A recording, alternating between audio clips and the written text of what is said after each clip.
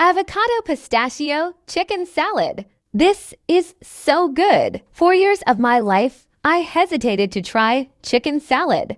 Making it myself changed my opinion for sure. You can buy rotisserie chicken, and it tastes very good in this. To have juicy chicken breast, line a pan with foil. Season however you like. I use salt, pepper, Italian seasoning, and paprika. Pour 1 cup chicken broth around the chicken, then cover really tightly with foil. Bake in 350 oven for 45 minutes. Carefully open foil and let the steam release. It's very hot. It must reach 165 Fahrenheit. Optional, but I put the chicken under the broiler for 3 to 5 minutes. In a large bowl, we are mixing the remaining ingredients. One option for anyone who doesn't like sour cream or mayo can just use smashed up avocado.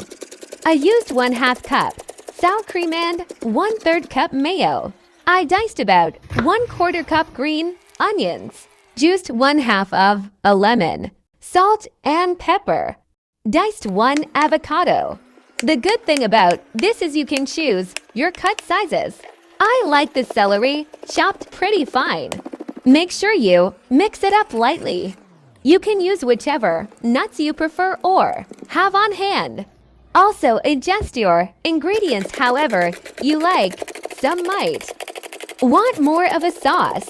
I used 3/4 cup of red grapes cut in different sizes. Then I blended up 1/2 cup of pistachios. Chop up the chicken to the size you prefer. Then fold that in. The chicken was so juicy and just fell apart. I let mine chill for a couple hours in the fridge. For my sandwich, I toasted a butter croissant.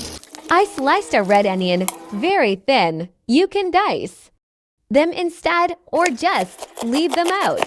I laid some baby spinach down on the bottom. You can use any lettuce or greens.